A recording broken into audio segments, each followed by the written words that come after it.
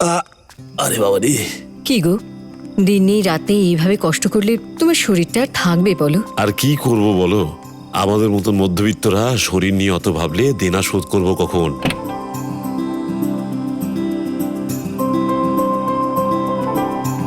আমি জবটা পেয়ে গেছি বাবা। মা, এটা কি রে মা? বসো না বাবা।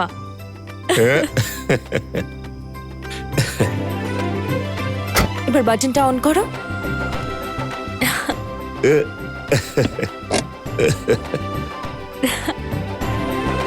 কেমন লাগছে বাবা? এতক্ষণ ধরে গাড়ি চালাও, ব্যাক পেন নিয়ে তো খুব কষ্ট পাচ্ছ, তাই নিয়ে এলাম। ইএমআই দিতে গেলে যে একটু কষ্ট করতেই হবে। আমি তো আছি বাবা, লোনের অ্যামাউন্ট ঠিক সময় মতো শোধ করে দেবো। দেখো, আমার স্যালারি 25,000 মা। সত্যি বলছিস? সত্যি। তোমার মেয়ে তোমায় মিথ্যা বলবে বলো? এবার তুমি আমায় বলো তো, তুমি তোমার মেয়েকে বেশি ভালোবাসো না এই ট্যাক্সিটা বেশি ভালোবাসো? এটা তোর ভাইয়ের মতন রে মা, আমাদের সাথে ওই এই সংসারের জন্য অনেক কষ্ট সহ্য করছে। এই ট্যাক্সিটা আমার হার্টের মতো, এটা না থাকলে হার্টও থাকবে না, আর হার্ট ছাড়া তো মানুষ। বাবা,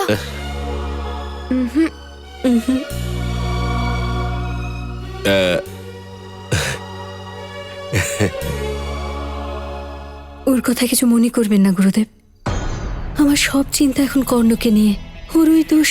ওর দোষ কোনো সামান্য দোষ নয়, সর্পদংশন দোষ। গুরুদেব, এর সমাধান কি করে করব? এই সমস্যার সমাধান তুমি করতে পারবে না, আমাকেই করতে হবে। আমি একটা পুজো করব, একটা অতীব শক্তিশালী মুক্তো দিয়ে। তারপর সেই মুক্তটা কর্ণের গায়ে বেঁধে দেবে। যতক্ষণ না এটা করছো, যে কোনো মূল্যে কর্ণকে বেরোতে দেওয়া যাবে না। এরকম কথা একদম বলবে না। আচ্ছা, একটা কথা বলতো মা, তোর তো এখন চাকরি হয়েছে, তাহলে কার মূল্য তোর কাছে বেশি এখন? তোর চাকরির না তোর বাবার? এইটা আবার কিরকম প্রশ্ন হলো? জব তো একটা না হলে অন্যটা হবে। এই জবের ভ্যালু কি আমার বাবার থেকে বেশি নাকি? আচ্ছা, তোর অফিসটা কেমন হবে বলতো? তোর কাজটা কি? কি আর কাজ, বস যা বলবে সেটাই কাজ।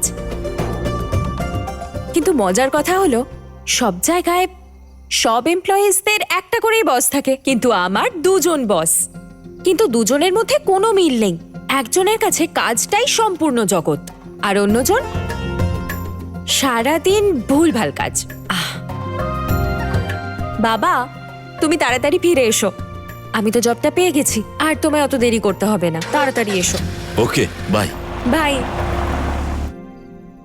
কর্ণকে বাঁচানোর জন্য আমি একজনকে পাঠাচ্ছি। সে হলো নাগিনীর এক চরম শত্রু, আর নাগিনীকে মারাই হলো তার একমাত্র কাজ এবং তার লক্ষ্য।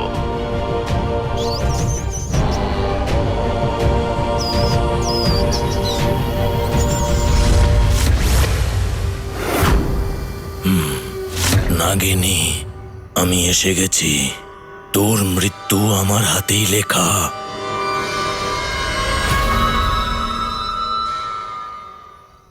হ্যাঁ, দোলের যে ভিডিওটা আজ পোস্ট করেছি তাতে 10,000 লাইক পড়েছে। বাবা, বলছি কি, তুমি এক কাজ করো, পলিটিক্সে নেমে যাও, ভোটে জিতে সফল হয়ে যেতে পারবে, তারপর তোমায় কি পায়। দিদি, দিদি, ও দিদি, ও না আমাকে হোলিতে এই ডায়মন্ডের নেকলেসটা গিফট করেছে। দেখো দেখো, তুমি কিছু নাওনি বুঝি? যদি তুমি একটু অরিজিনাল ডায়মন্ড কাকে বলে চিনতে, তাহলে তোমাকে ডুপ্লিকেট নেকলেস নিয়ে এত আহ্লাদ দেখাতে হতো না। তোমায় আর কি বলবো, দুর্ভাগ্য তো আমারও।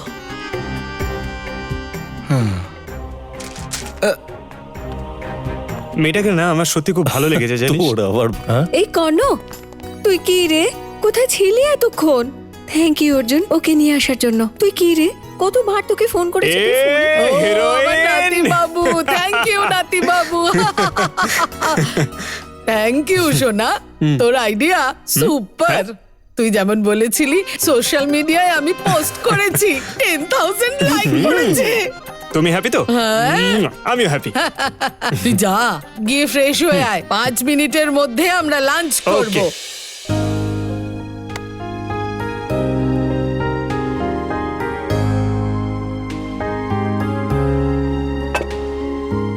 অর্জুন, আজকের ইন্টারভিউগুলো কেমন হলো? ভালোই হয়েছে বড় বাবা। আচ্ছা।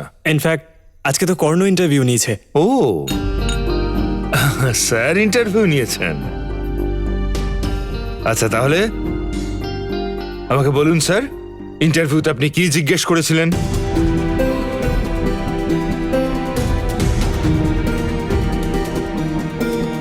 কেন অর্জুন, ওর ভুলগুলো তুমি কেন এইভাবে সমর্থন করছো? আজকে অফিসে কি হয়েছে আমি জানি। আজকে তো কর্ণ ইন্টারভিউ নিয়েছে। ও স্যার ইন্টারভিউ নিয়েছেন। আচ্ছা, তাহলে আমাকে বলুন স্যার, ইন্টারভিউতে আপনি কি জিজ্ঞেস করেছিলেন?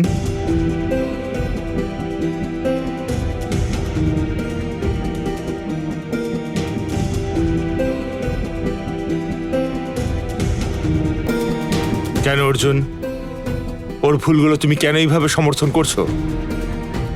আজকে অফিসে কি হয়েছে আমি জানি। আমার ব্যবসা, আমার এত বড় সাম্রাজ্য আমি নিজের হাতে তৈরি করেছি, যাতে আমার অবর্তমানে সবকিছু ও সামলাতে পারে। আরও এমন একটা দিনও যায় না যেদিন ওর দায়িত্ব জ্ঞান নিয়ে আমাকে ভাবতে হয় না। বড় বাবা ছাড়ুন না এসব, ও আস্তে আস্তে শিখে যাবে। কবে? হ্যাঁ, কবে শিখবে শুনি? ও তো তোমারই বয়সী। আজ পর্যন্ত আমার ছেলের মতো কাজ করেছে? দেখো, তুমি হলে আমার বন্ধুর ছেলে। আমার বন্ধুর মৃত্যুর পর যেহেতু ওরও আমার এই কোম্পানিতে 50% শেয়ার ছিল, তাই আমি তোমাকে আমার বাড়িতে এনে রাখলাম।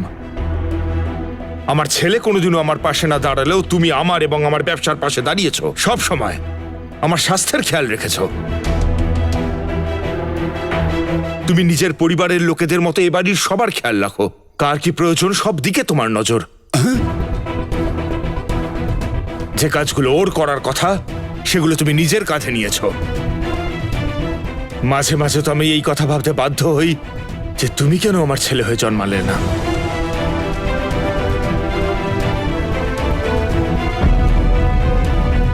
দেখো, আমি এত কথা বলছি, ওর মধ্যে কোনো প্রতিক্রিয়া আছে? দেখো একবার। ছি! বড় বাবা